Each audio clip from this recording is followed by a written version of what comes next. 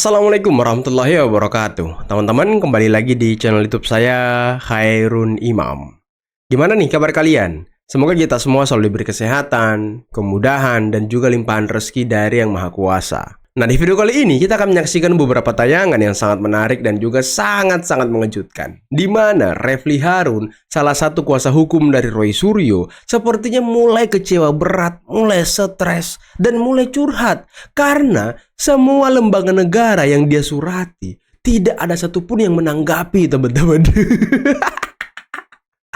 Khususnya kali ya, khususnya Komisi 3 DPR. Karena kan besar harapan mereka agar Komisi 3 memanggil mereka untuk rapat dengar pendapat umum. Dan di sanalah forum mereka untuk mengeluarkan unek-uneknya, curhatannya. Dan ujung-ujungnya harapan besar mereka, Komisi 3 mendesak polisi dan juga jaksa agar tidak melanjutkan kasus ini. Waduh, Refly. Tapi sayangnya Komisi 3 tidak mau ikut campur, teman-teman. Nah, selain itu, saya juga punya tayangan di mana Roy Suryo lagi-lagi membuat Refly Harun semakin pusing. Bahkan Roy Suryo menambah beban dari Refly Harun. Nanti kita simak videonya bagaimana gestur Refly Harun yang sepertinya ya sudah mulai kurang kepercayaan kepada Roy Suryo. Nah, tapi pertanyaannya, benarkah begitu? Nanti kita simak tayangannya seperti apa. Karena terakhir ada video dari Bapak Iyas Subiakto yang mengulas perbandingan antara Pak Jokowi dan juga Pak SBY. Tapi sebelum kita mulai, jangan lupa like, subscribe, dan share. Dan tanpa perlu berlama-lama lagi, mari kita mulai videonya berikut ini. Sebuah buku bertuliskan skripsi diserahkan oleh Wakil Rektor 1 Prof. Wening Udaswara. Saya pegang langsung resmi. Belum penemuan dari 700. Balik lagi ke skripsi ya kan. Nanti. Dari sini saja sudah tampak kepalsuannya. Karena apa? Karena kertasnya nggak sama. Kalau teman-teman lihat di kertas ini ada kertas yang kuno, kertas coba perhatikan Refly Harun yang luwuk kertasnya. Di situ masih terus Dr. Insinyur Ahmad Sumitro. Sedangkan di halaman pengesahannya kertasnya masih bagus, putih. Tertulis Profesor Dr. Insinyur Ahmad Sumitro. Udah dijawab UGM di buku yang itu. sama, tertulis profesor, tertulis doktor. Kalau bukunya beda, oke. Ini bukunya sama. Inilah ya contoh orang yang sudah kehabisan bahan untuk menunjukkan ataupun membuktikan bahwa ijazah Pak Jokowi palsu. Dia sudah tidak punya bahan lagi, makanya isunya berputar-putar di situ aja. Dan coba perhatikan Refly Harun. Dia sudah tidak bergairah mendengarkan penjelasan dari Roy Suryo. Udah males dia. Dan Profesor Dr. Insinyur Ahmad Sumitro itu baru dikukuhkan jadi profesor itu bulan Maret tahun 86. Ini tertanggal skripsi ini tertanggal November 85. Jadi orang November 85 sudah ditulis profesor padahal belum profesor. Nggak bisa. Udah dijawab UGM dan itu. Ini ada lembar pengujiannya, itu sudah berkali-kali saya sampaikan. Lawyernya selalu mengatakan ada lembar pengujiannya terpisah. Skripsi kalau lembar pengujiannya terpisah itu skripsi dari Universitas Ruko atau mana gitu ya. Ya, Konoha itu. Dan satu lagi yang telak banget. Putri Profesor Dr. Tujuannya adalah apa? Menghentikan supaya ini benar-benar hanya mengadili ijazahnya saja. Kok menghentikan sih? Bukan untuk kemudian menersangkakan saya. Di sini ada dengan Dr. Tifa, di sana Bu Kurnia. Jadi sama tujuan kami. Ijazah ini harus terbongkar kepalsuannya. 99,9% terbongkar. Tapi sidangnya yang mana? Sidangnya ya sidang ijazah ini. Nanti sidang CLS, nanti PMH, bukan fitnah dan penyebaran nama baik, sidang KIP juga. Jadi bukan fitnah dan pencemaran nama baik. Lah, itu yang paling penting. Lah, padahal beberapa bulan lalu dia yang nantang Pak Jokowi kan. Silakan Jokowi, laporkan saya dengan pencemaran nama baik. Giliran dilaporkan jadi tersangka malah ngemis minta kasus dihentikan ya kan? Karena apa? Ya, yang kemarin juga saya sampaikan karena juga mungkin waktunya sangat mepet kemarin ya. Saya jelaskan secara detail teknis sekali lagi bahwa semua itu kan terjadi gara-gara sebuah postingan orang namanya Dian Sandi Utama. Balik lagi ke Dian Sandi atau di Twitter ya. Nah, ini nih. Nah, palsu ya susah. 1 April tahun lalu Dian Sandi itu memposting di X seperti ini. Buat yang ributin ijazahnya Jokowi, ini saya tampilkan yang asli, kata dia asli.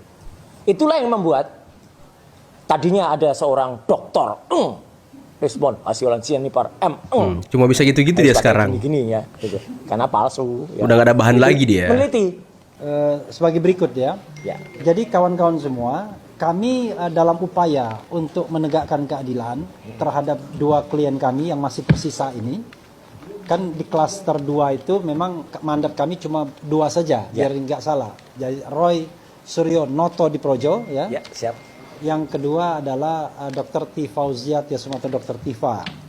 Nah, kita tahu bahwa menurut gosipnya bahwa pelimpahan tahap kedua ini sudah dilakukan oleh penyidik Polda Metro Jaya pada tanggal 17 April Betul. 2026. Tapi waktu kami audiensi tanggal 21 April ternyata belum diterima. Dan terus terang kami tidak tahu sebenarnya tanggal berapa diterimanya berkas tersebut oleh jaksa peneliti pada Kejaksaan Tinggi DKI. Tetapi kendati demikian, kami sudah menyampaikan hal-hal yang bersifat substantif dan submaterial dan kemudian juga formil Apa tuh? untuk kami katakan bahwa kasus ini tidak layak untuk ditindaklanjuti. Tidak Kasus apa layak. yang tidak layak ditindaklanjuti adalah penersangkaan Roy Suryo dan Dr. Tifa. Itu yang harus dipahami. Tapi kasus pembuktian ijazah palsu harusnya tetap dilakukan di forum yang memang dimaksudkan untuk itu. Nah, salah satunya misalnya forum yang sekarang dicoba oleh salah seorang alumnus Fakultas Hukum UGM, Sigit Pratomo, mengajukan gugatan perbuatan melawan hukum di lagi-lagi Pengadilan Negeri Surakarta. Pengadilan Negeri Surakarta sudah membuat sejarah, paling tidak membuat Mas Roy dan Dr. Tifa menjadi ahli di sana. Ahli. Walaupun keterangan ahlinya tidak dipertimbangkan karena akhirnya NO juga ternyata. Tapi paling tidak sudah sampai Tidak tahap di sana. dipertimbangkan, ya kan? Nanti Kasihan sekali pada loh. saatnya kami akan bicara apakah kami termasuk yang mengendorse hal-hal seperti itu. Jadi kami sudah menyampaikan surat itu ke Komnas HAM. Bisa nggak di semua surat ditaruh di sini ya? Jadi biar kita tahu suratnya. Ada berapa lembaga negara Kami nih? juga menyampaikan surat Komnas ke HAM. Kejaksaan Tinggi DKI. Kejaksaan. Kami juga menyampaikan surat ke Ditreskrimum Polda Metro Jaya. Ditreskrimum 3. Kami juga menyampaikan surat ke KIP dan kami KIP juga 4. menyampaikan surat ke Kejaksaan Agung plus Komisi 3 Kejaksaan DPR. Agung. Jadi suratnya 6, ada Komisi 3. tanggal-tanggalnya nanti. Intinya adalah 6 kami surat. mempermasalahkan hal-hal yang bersifat substantif, baik formil maupun material. Secara formil, saya sebutkan suratnya. Terima kasih. Jadi surat kepada Ketua Komnas HAM RI atau Komnas HAM RI itu tertanggal 30 April 2026. Enggak ada yang menanggapi Kemudian loh. surat kepada Direskrimum Polda Metro Jaya tertanggal 6 Mei 2026. Surat kepada Kepala Kejaksaan Tinggi DKI Jakarta tertanggal 6 Mei 2026. Kemudian terakhir surat kepada Kejaksaan Agung atau Jaksa Agung Republik Indonesia itu tanggal 8 Mei 2000 atau hari ini baru pagi tadi. Saking paniknya Surat ya kan. kepada Komisi 3 DPR sudah kami layangkan dan diterima kira-kira tanggal 28 April yang lalu. Nah, ini lama sekali kita tidak dapat tanggapan. Nanti Tidak dapat kita akan beritahu kenapa tidak dapat tanggapan. Oke. Kita bicara mengenai surat yang kami layangkan kepada Direskrimum ya, Direktur Reserse Kriminal Umum Polda Metro Jaya, perihalnya keberatan atas surat Ditreskrimum tertanggal 30 Maret dengan perihal pemberitahuan perubahan penerapan pasal. Sedikit kami bacakan karena ini yang menjadi dasar surat berikutnya ya. Bacakan. Intinya adalah bahwa kami perlu bertanya terlebih dahulu apakah memang benar salah satu pasal yang akan diterapkan adalah pasal 310 KUHP terhadap diri kedua klien kami, yaitu KRMT Roy Suryo Noto di Projo dan Dr. T. Fauziat Yasuma, mengingat telah diberlakunya Undang-Undang Nomor 1 2023 tentang KUHP. Jadi kami menerima surat pemberitahuan soal perubahan pasal. Dan perubahan pasal itu memang bukan lazim, harus dilakukan karena adanya KUHP yang baru. Tapi di surat itu ternyata masih dicantumkan pasal KUHP yang lama. Makanya kita bertanya. Lazim, tapi bahwa kan kami perlu penegasan atas pasal-pasal mana sajakah yang diterapkan terhadap diri kedua klien kami dimaksud, oleh karena terdapat banyak pasal yang tercampur dengan tersangka terlapor lainnya. Dan apakah telah diterbitkan SPDP baru, mengingat kedua klien kami tidak memperoleh pemberitahuan apapun. Jadi surat perintah dimulainya penyidikan. Karena kita bingung yang dipakai ini SPDP lama atau SPDP baru. Bingung. Karena SPDP lama Mulai kita bingung. tahu sudah berproses, SPDP baru apakah karena adanya perubahan pasal ini kemudian surat perintahnya diubah ya. Apa ini? Tolong kameramen, tolong kameramen. Oh, yang betul lah kameramen. Dia kan nggak ikut ke Solo, nggak ikut ke Malang, Medan aja nggak ikut ke. Nggak live nih nanti Sentana nih. AdSense nggak jalan nanti. Ya wajar dia kan, kalau dia ikut kan dia dapat uang tiket. Munduran lagi. Ah, kameramen gimana ini? Lewat lagi momen nih. Salah nggak? Kalau waktu di Sentana dia kan malah ngomong kalau di Solo nggak ada masuk 4 ya karena Masuk. Ligi. Ah, nggak jelas kameramen ya. Hai penonton, Iya kan? kalau berharap Pak Prabowo jauh-jauhan sama Pak Jokowi, nggak sulit, bos. Agak Jadi sulit. siap-siaplah kau kecewa. Memang Pak Prabowo masih sangat menjaga bandul kedekatan dengan Pak Jokowi ini. Masih butuhlah Pak Jokowi, kekuatan Pak Jokowi juga untuk memperkuat pemerintahannya Mas, secara politik. Kalau saya sih sederhana, sulit sebenarnya kita membayangkan bahwa Pak Prabowo itu tidak baik ke semua orang. Mau dengan Pak Jokowi, dengan Bu Mega, dengan PSB pasti bagus. Dengan mantan-mantan wakil presiden pun juga bagus. Jadi kalau kita membayangkan misalnya Pak Prabowo itu berjarak dengan orang-orang tertentu, salah satunya dengan Pak Jokowi, itu sulit, Pak. Apalagi dengan Pak Jokowi yang jelas-jelas sejak 2019 sudah bersama. Di mana Pak Prabowo saat itu menjadi Menhan dan kemudian Betul. berlanjut di Pilpres 2024. Jadi memang banyak sekali pihak yang sebenarnya berharap supaya Banyak. hubungan antara Pak Prabowo dengan Pak Jokowi itu tidak baik-baik saja. Salah satu indikasinya adalah mengganti orang-orangnya kira-kira. Iya. Jadi hai penonton, Iya kan? kalau berharap Pak Prabowo jauh-jauhan sama Pak Jokowi, nggak sulit kok. Iya. Jadi siap-siaplah kau kecewa. Siap-siap kecewa. Pak SBY bayar utang itu 1.840 triliun. Selama pemerintahnya 10 tahun itu bayar Ya, utang 10. 1.800 triliun. 1.840 triliun. Oke. Pak Jokowi bayar 5.323 triliun. 5.000. Wow. Pak SBY mau bangun 11.350. Dia lebih banyak bangun jalan. Ini sama revitalisasi ya. Revitalisasi itu jalan yang sudah ada itu Diperbaiki. bisa dibesarkan atau bisa ditimpa dan sebagainya. Pak Jokowi itu membangun 10.700. 10.000. Tapi tolnya 2.700. Dia lebih banyak Wow. daripada Pak SBY. Pak SBY bangun tol 350 km, Pak Jokowi 2.700. Wow. Ya. Jadi unda-undi saja dia. Bendungan.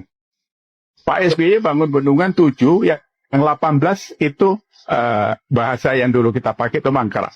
Mangkrak 18. Itu diteruskan Pak Jokowi, ditambah lagi 56. Jadi Pak Jokowi itu bendungan itu 60-an lebih kan. 60-an loh. Jadi terus apa lagi? Bandara, revitalisasi 16, Pak Jokowi 15. Yang baru Pak SBY 39, Pak Jokowi 38. Berikutnya apa lagi? Yang tidak ada kaitannya dengan pembangunan langsung. Freeport. Berapa presiden membiarkan Freeport 9% sahamnya? Betul. Diambil Pak Jokowi, dibayar 60 triliun, uangnya Inalum kan? Kita ingat itu kan? Iya. Itu sejarah Petrol. itu. Berapa presiden menikmati petrol? Kita nggak usah mengatakan mereka terima komisi. Tapi kenapa itu didiamkan? Kalau itu ada mafia minyak di sana. Januari 2015 dibubarkan sama Pak Jokowi. Ya kan? Saya waktu itu ingat kalau dia mau terima $1 aja. Satu hari $1 juta diterima. Berikutnya apa lagi? Sumur minyak. Blok Rokan Mahakam. Blok Diambil Rokan, Jokowi. ya. Wilayah udara Singapura. Diambil bulan Maret 2024. Yang sudah tahu dari tahun 46 dikelola Singapura. Jadi kita mau ke Riau, presiden lapor dulu sama Singapura gitu kan. Apalagi kunjungan ke Papua. Semua presiden cuma sekali kunjungan. Jokowi 18 kali. 18 kali loh. Jadi kalau kita compare benchmark, kan harus ada data gitu. Jadi kalau tidak ya kita ribut yang seperti sekarang ini Mas Budius. Kesimpulan Ya, Pak Iyas dari indikator makro antara 10 tahun SBY dengan 10 tahun Pak Jokowi tadi ditambah dengan misalnya infrastruktur dan kemudian ada juga penekanan kepada perhatian yang sangat khusus kepada Papua ya. Itu apa yang Pak Yas simpulkan dari angka-angka yang memang sudah muncul ini? Gini, Mas Budius, kita ini kan punya Pancasila. Ketuhanan yang Maha Esa, bebas beragama, berantakan. Kan gitu kan. Kita harus jujur loh. Minoritas itu nggak punya ruang gitu kan. Iya. Selalu diganggu. Ini soal ponpes Beribadah sebentar aja susah. udah ribut gitu kan. Iya. Terus apa lagi? Yang lain-lain sampai keadilan sosial, pemerataan dan sebagainya itu kan tidak terjadi. Itu saya lihat cuma ada di Jokowi waktu itu. Ngapain dia sampai ke Papua 18 kali? Membangun Trans Papua 3.600 kilometer itu. Ya kan? Memotong subsidi BBM kita supaya bisa mensubsidi Papua. Itu kan sebuah pemikiran seorang negarawan. Nggak gampang itu. Nggak gampang. Kalau dia cuma mau duduk jadi presiden, untung rugi saja. Sudah dari kemarin-kemarin kaya dia itu kan. Betul, menikmati ya kan? Jadi poinnya satu ya. Kalau cari pemimpin ya memang kata Tan Malaka itu ya. Memang harus dari rakyat yang pernah menjadi rakyat. Tidak bisa rakyat cuma artifisial saja kan gitu. Jokowi itu kan memang rakyat kan, karena hidupnya dari dulu Orang dari kampung. pinggir kali Surakarta dan sebagainya. Jadi fokusnya itu pembangunannya itu terlepas di sana sini kurang banyak korupsi, karena tidak bisa juga semuanya ditangani sama dia kan gitu. Ini negara besar bos. Dipegang sana. Jadi prioritas kerjanya yang mana begitu? Waduh, luar biasa ya. Penjelasan by data yang dibongkar, yang diungkap oleh Bapak Yas Subiakto mengenai perbandingan antara Presiden ke-6 Susilo Bambang Yudhoyono yang memerintah selama 10 tahun dengan Presiden Jokowi, Presiden ke-7 yang juga memerintah selama 10 tahun. Kira-kira menurut kalian, by data tadi, siapa yang lebih baik teman-teman? Atau siapa yang sangat serius membangun bangsa ini? Karena kan ya para pembenci ini selalu menyudutkan Pak Jokowi kalau katanya Pak Jokowi tidak negarawan, Pak Jokowi hanya memperkaya diri, Pak Jokowi hanya korupsi dan lain sebagainya. Coba kalian komen di bawah. Dan lagi, bagaimana pendapat kalian mengenai Roy Suryo yang lagi-lagi berputar-putar di isu-isu itu saja. Dan isu skripsi ini sudah diungkapkan oleh dia setahun yang lalu teman-teman. Sudah lama banget. Ya kalau kita mau bilang sih sudah kadaluarsa gitu. Tapi yang menjadi concern saya, sepertinya ya Roy Suryo ini sudah tidak punya bukti apa-apa lagi teman-teman. Sudah tidak punya penelitian-penelitian terbaru lagi mengenai ijazah Pak Jokowi. Karena di awal dia sudah mengatakan tidak ada watermark ya kan di ijazah Pak Jokowi. Tapi ketika penelitian dari Topi Miring di Rakyat Bersuara kemarin, Aiman menegaskan kepada Topi Miring berarti ada dong watermarknya. Nah, Topi Miring menjawab ada, tapi sudah rusak, tapi tipis. Ya tapi kan ada, itu intinya. Dan lagi ketika gelar perkara khusus, Roy Suryo dan juga tersangka klaster pertama melihat langsung dokumen ijazah Pak Jokowi yang ada watermarknya, ada embosnya. Itu tidak bisa dibantah oleh mereka. Makanya ketika gelar perkara khusus selesai, Roy Suryo hanya menyoroti foto Pak Jokowi. Dan sekarang apalagi yang bisa dia serang? Nggak bisa. Soal Gajah Adam sudah clear juga, sudah jelas juga. Dia tidak bisa membantah karena spesimen ijazah yang dipegang Roy Suryo yang tahun 85 atau tahun 86 itu ada juga Gajah Adamnya. Makanya sekarang dia tidak pernah membawa ijazah itu lagi. Dia hanya membawa ijazah istrinya yang tidak ada Gajah Adamnya. Dan pertanyaannya, kenapa Roy Suryo tidak membawa ijazahnya sendiri? Apakah ada Gajah Adamnya juga? Waduh. Ini kan menarik untuk kita ulas teman-teman. Menarik. Dan tadi Roy Suryo balik lagi katanya. Ini kan semuanya karena postingan Dian Sandi yang mengatakan ini ijazah asli Jokowi. Pertanyaan saya sebagai peneliti yang katanya peneliti, Anda mengaku peneliti. Kalau Anda melihat pengakuan seperti itu di media sosial, apakah Anda langsung percaya dan melakukan penelitian? Kan konyol namanya. Harusnya Anda screenshot temuan Anda yang di status Dian Sandi, kemudian Anda bertemu dengan Pak Jokowi. Kemudian klarifikasi, pastikan Pak bener nggak ini ijazah asli Anda yang diposting Dian Sandi. Kalau bener ya udah lakukan penelitian. Itu stepnya yang harus Anda lakukan. Bukan ujuk-ujuk peneliti yang diupload Dian Sandi. Itu namanya keliru, nggak nyambung, nggak jelas. Dan kalau Anda sudah memastikan itu ijazah asli Pak Jokowi yang diupload di Sandi, Anda mungkin bisa melihat meminjam ijazah Pak Jokowi. Coba Pak, kita mau lihat ijazah Bapak, modelnya bagaimana, bentuknya seperti apa. Kan itu yang harus Anda lakukan. Bukan di luar berkoar-koar. Sama seperti kata Prof Mahfud. Prof Mahfud aja bingung, ada orang yang meneliti tapi belum selesai penelitiannya, belum menyimpulkan, belum ada patennya, hukumnya, sudah berkoar-koar di luar sana. Kan aneh, konyol teman-teman. Itulah ya. Dan ditambah lagi Refli Harun sepertinya mulai kesel ya, mulai males gitu sama Roy Suryo. Penjelasannya itu aja, nggak ada yang baru. Dan gesturnya tadi ya balik lagi, pegang-pegang tangan, udah nggak selera, udah nggak semangat. Bahkan 6 lembaga negara yang mereka surati tidak ada yang menanggapi. Kasihan sekali. Oke lah teman-teman, mungkin cukup sekian dulu video kali ini. Jangan lupa like, subscribe, dan share videonya. Akhir kata, billahi taufiq wal hidayah. Assalamualaikum warahmatullahi wabarakatuh. Bye-bye.